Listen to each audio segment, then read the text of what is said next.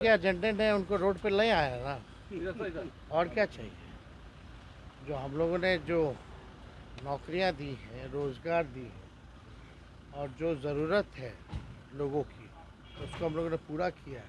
अब सब लोगों को जेल से बाहर निकाला जा रहा है ना, फालतू का केस में वो लोग बंद थे। और आप तो इंटरव्यू लिए थे, किसका सरकार बोल रहे थे। नेता प्रतिपक्ष तेजस्वी यादव आज छपरा और सिवान में चुनाव प्रचार करने के लिए 10 सर्कुलर राबड़ी हाउस से निकले हैं। बता दें आपको कि आज छपरा में वो जनसभा को संबोधित करेंगे। अपनी बहन रोहिणी आचार्य के लिए वो वोटिंग की अपील करेंगे। साथ ही साथ दूसरी बात यह है कि देश के प्रधानमंत्री नरेंद्र मोदी पटना में उनको रोड शो करना पड़ रहा है, जबकि पटना भारतीय जनता पार्टी का गढ़ रहा है। उसके बावजूद भी 12 तारीख को देश के प्रधानमंत्री नरेंद्र मोदी बिहार आ रहे हैं और पटना में रोड शो करेंगे। साथ ही साथ कई जगहों पर जो है वो 13 तारीख को जनसभा को भी संबोधित करेंगे। यूँ चिराग पासवान के लिए वोट मांगेंगे तो वहीं लालू की बेटी रोहिणी आचार्य के खिलाफ भी छपरा में गरजेंगे देश के प्रधानमंत्री नरेंद्र मोदी। इन तमाम सवालों को लेकर जब तेजस्वी यादव से पूछा गया है, उन्होंने कहा कि नौकरी के मुद्दे ने सड़क पर ला दिया है। क्या कुछ कहा है आप खुद सुनिए। नरेंद्र मोदी को भी पटना में रोड शो करने की जरूरत पड़ रही है, क्या देख रहे हैं असर इसका कुछ पड़ेगा 12 तारीख को? नौकरी के एजेंडे ने उनको रोड पे ले आया ना, और क्या चाहिए।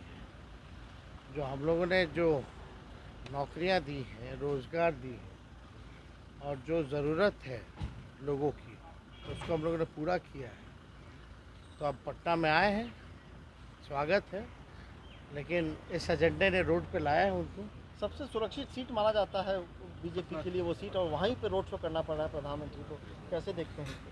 आप देखिए ना, पिछले बार जब आए थे तो चुनाव के समय आए थे, इस बार फिर आए तो चुनाव के समय आए।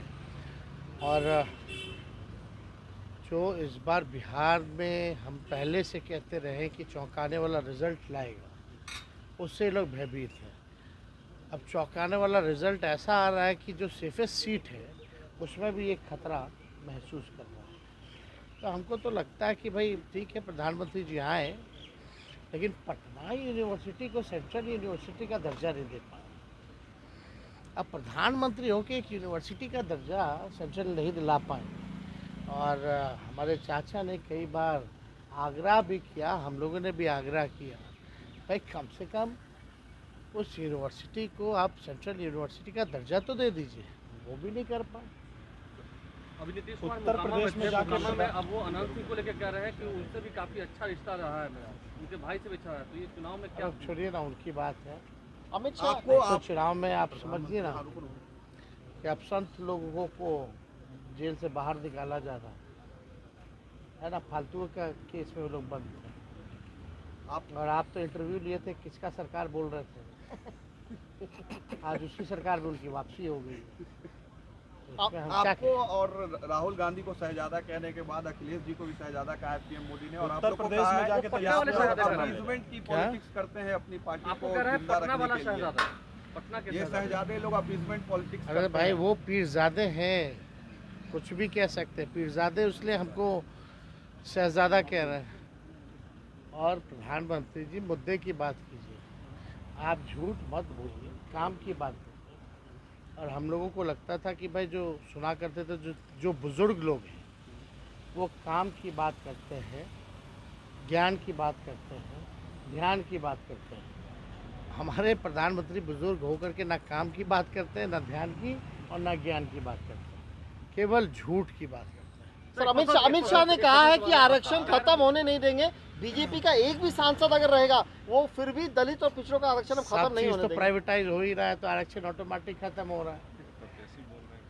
और जब संविधान ही जब खत्म कर देंगे, जो उनके प्रत्याशी और एमपी वगैरह सब बोल रहे हैं, तो ऑटोमेटिक आरक्षण खत्म होगा।